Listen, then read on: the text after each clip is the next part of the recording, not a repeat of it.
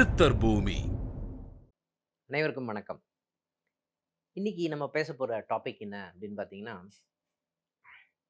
என்னுடைய குடும்பத்துல நிறைய குழப்பங்கள் இருக்கு. இந்த குழப்பங்கள் சின்ன சின்ன பேச்சின் மூலமாகவே ஏற்பட்டது. அந்த குழப்பங்களை எப்படி நம்ம சமாளிக்கிறது? எனக்கும் தாய்க்கும் உள்ள உறவு சாதகமாக இல்லாத ஒரு தருணமாக இருக்கிறது.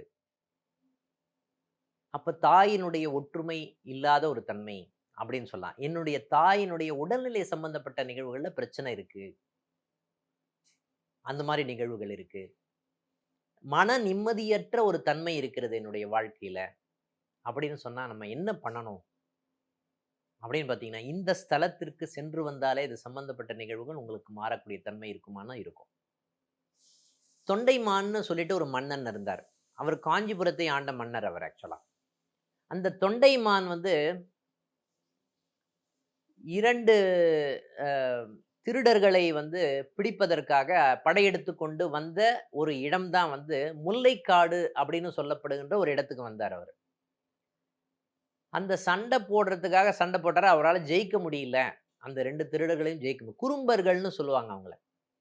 அந்த திருடர்களை ஜெயிக்க முடியாத ஒரு சிச்சுவேஷன்ல இருந்தாரு அப்படின்னு சொல்லலாம்.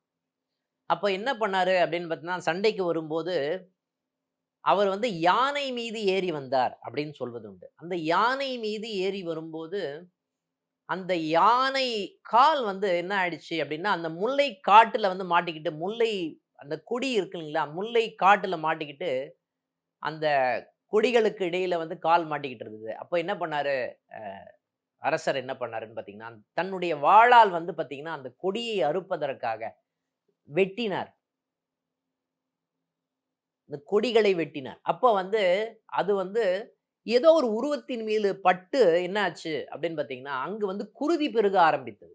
ரத்தம் பெருக ஆரம்பிச்சது. அப்போ ஐய்யயோ! ஏதோ ரத்தம் வருதுன்னு இறங்கி, அங்க பார்த்தா ஒரு லிங்க ரூபத்துல இருக்கக்கூடிய ஒரு ஒரு உருவம் இருந்தது. ஐய்யயோ!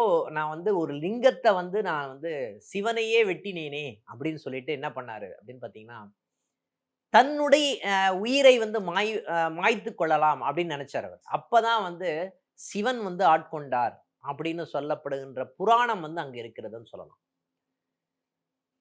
அப்போ சிவன் எனக்கு எந்த விதமான மாசும் இல்லை அப்படின்னு சிவன் ஏற்பட்டு நந்தியை அவர் அனுப்பிச்சு அந்த நந்தியினுடைய படையோடும் அந்த தொண்டைமானும் சென்று அந்த கொடியவர்களை அழித்த இடம் தான் முல்லைக்காடு அப்படின்னு சொல்லப்படுகின்ற திருமுல்லை வாயில்னு சொல்லுவான்.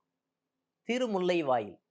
அந்த ஸ்தல விருட்சமே, அந்த கோயிலுடைய ஸ்தல விருட்சமே பார்த்தீங்கன்னா, அ திருமுல்லை வாயில். ஸ்தல விருட்சமே முல்லைக்காடு தான். முல்லை தான்.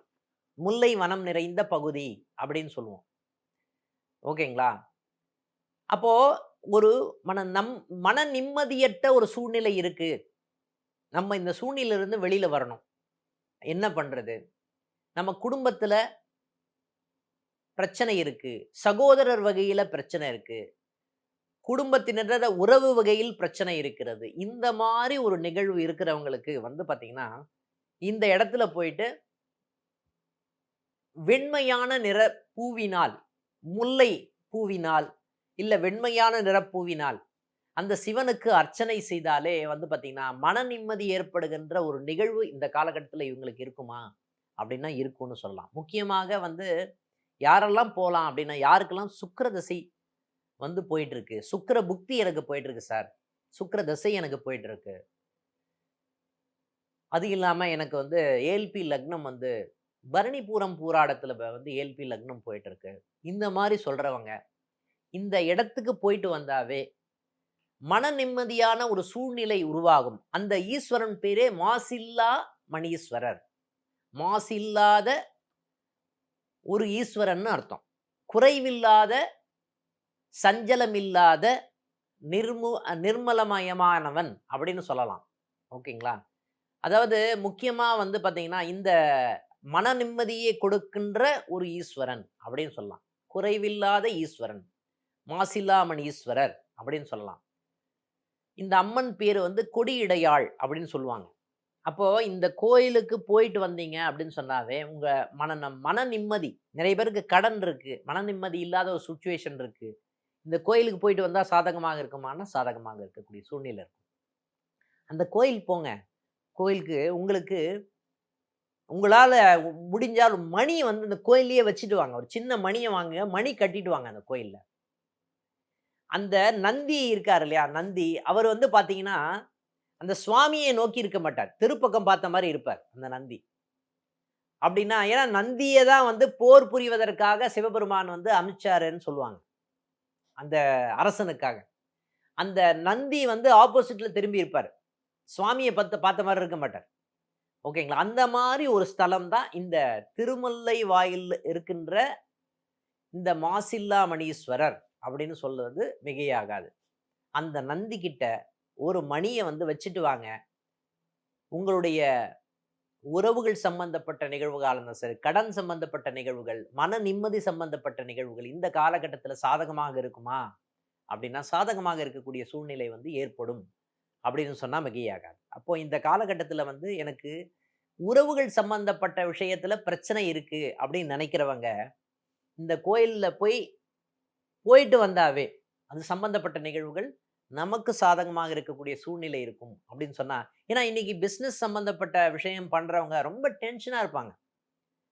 மன நிம்மதி இல்லாத ஒரு தருணமா இருக்கு. இன்னைக்கு இருக்கிற காலகட்டங்கள் நான் வேலைக்கு போயிட்டு வரேன். என்னால மன நிம்மதியா இருக்கவே முடியல அப்படின்னு நினைக்கிறவங்க எல்லாருமே இந்த கோயிலுக்கு போயிட்டு வந்தீங்க அப்படின்னு சொன்னா, உங்களுடைய மனநிலை சம்பந்தப்பட்ட விஷயங்கள் சாந்தி அடையும் அப்படின்னு சொன்னா மிகையாகாது.